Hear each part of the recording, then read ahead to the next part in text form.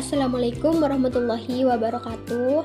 Saya Milhatin Jamilah dari kelompok 8 sebagai moderator dari kelompok 7. Baik, langsung saja karena materinya sudah di-share di grup, mungkin kalian bisa lihat dan mungkin ada yang ingin bertanya.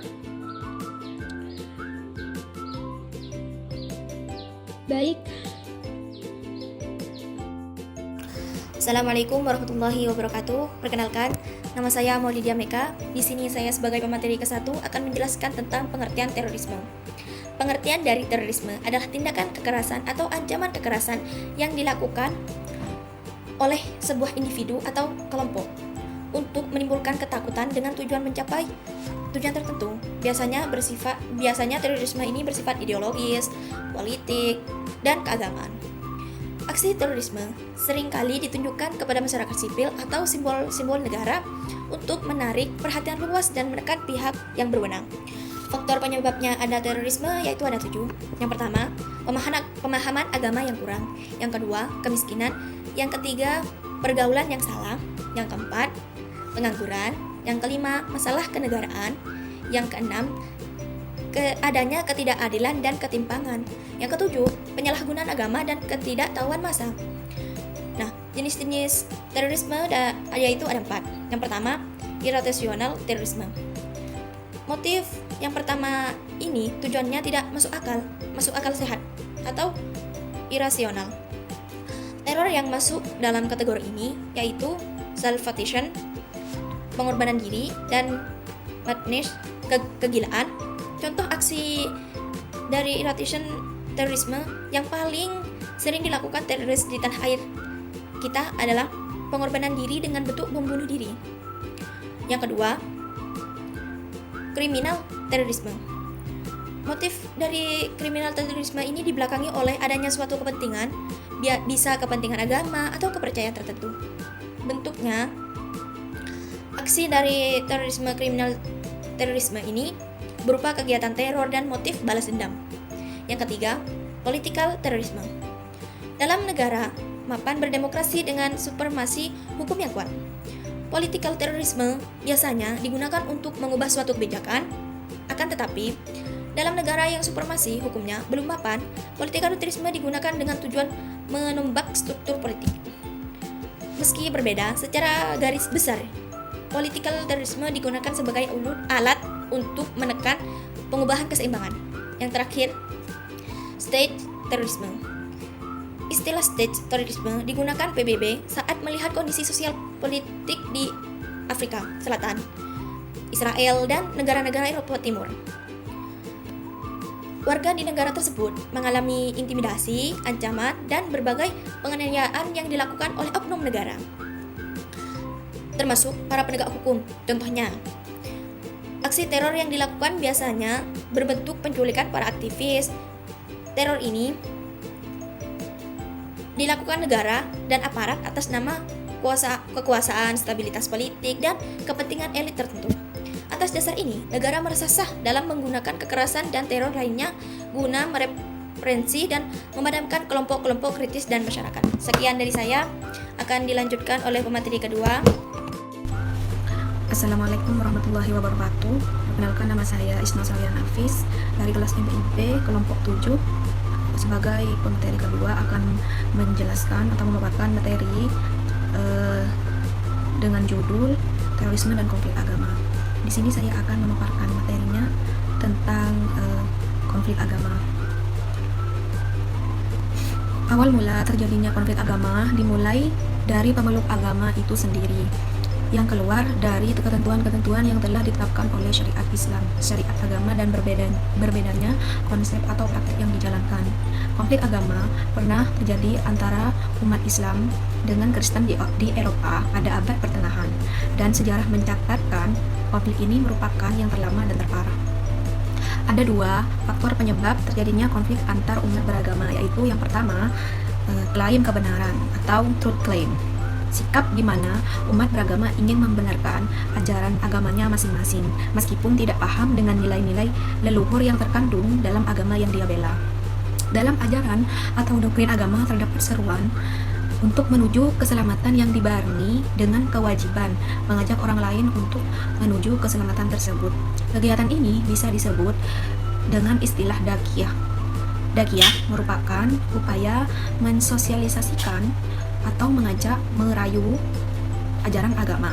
Bahkan tidak menutup kemungkinan masing-masing agama akan menjustifikasi bahwa agamalah yang paling benar. Jika kepentingan ini lebih diutamakan, masing-masing agama akan berhadapan dalam menegakkan hak kebenarannya. Ini akan memunculkan sentimen agama sehingga benturan pun sulit dihindari. Fenomena yang seperti inilah yang dapat merusak kerukunan umat beragama serta berpotensi melahirkan konflik agama. Yang kedua, doktrin jihad. Pasca bom Bali pertama, banyak orang tersentak ketika Imam Samudra, tersangka utama bom Bali. Pasca bom Bali 1, banyak orang tersentak ketika Imam Samudra, tersangka utama bom Bali, mengeluarkan pernyataan mencengangkan di hadapan wartawan. Ini adalah perjuangan suci atau jihad, bukan perjuangan hina. Insya Allah, Allahu Akbar. Tentu saja pertanyaan Imam Samudra tersebut menyisakan banyak pertanyaan dalam pikiran semua orang tentang konsep jihad dalam Islam.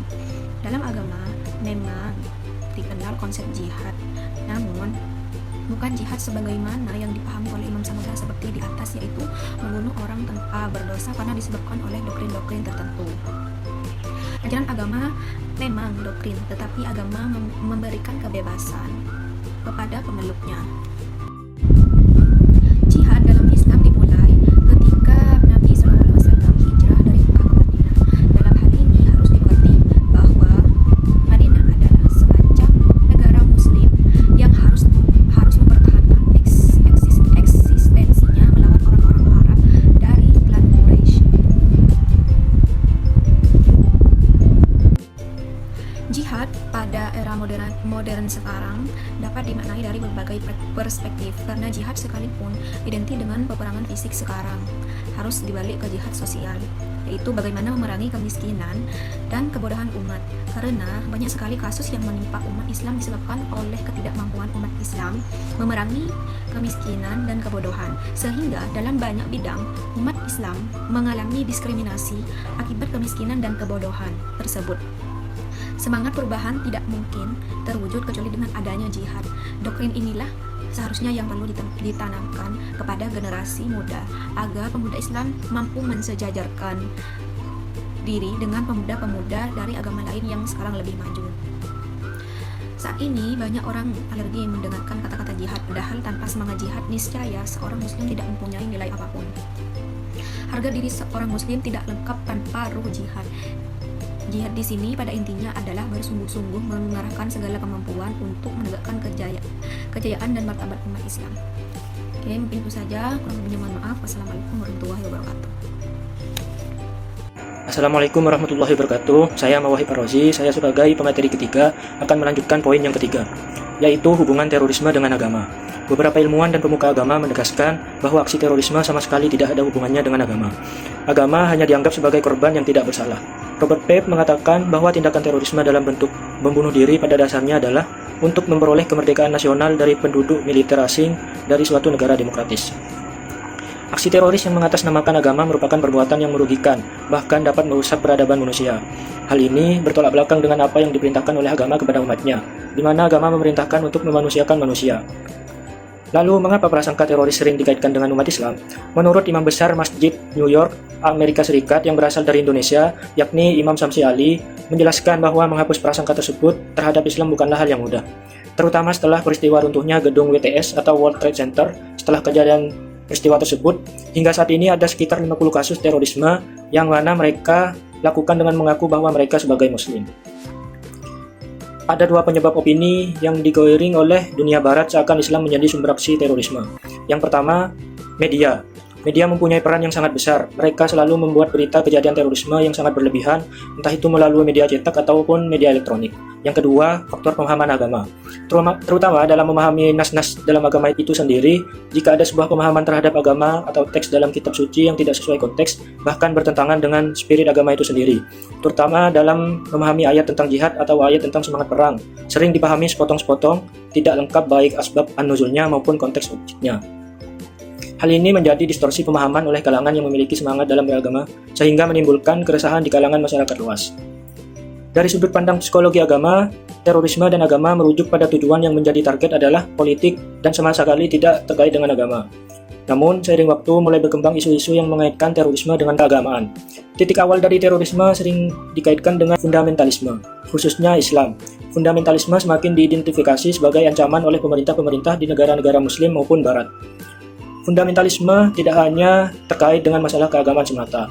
Dalam masing-masing budaya, fundamentalisme menyatakan perang terhadap modernisme dan tradisionalisme, mengupayakan pengembalian identitas yang benar dari budaya tradisional yang berada dalam keterpurukan, dengan membangkitkan kembali dengan cara mengambil alih kekuasaan politik dan supremasi absolut.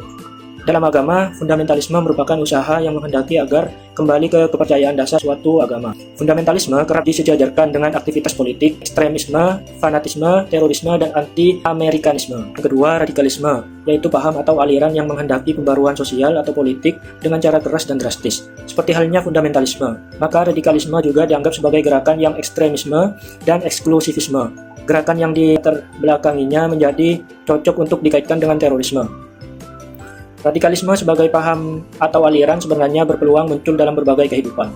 Radikalisme pada dasarnya merupakan gerakan pendobrak terhadap kondisi yang mapan, karena didorong oleh keinginan untuk menciptakan suatu kondisi baru yang diingini dengan cara yang cepat. Dengan demikian, radikalisme tidak selalu berkonotasi negatif.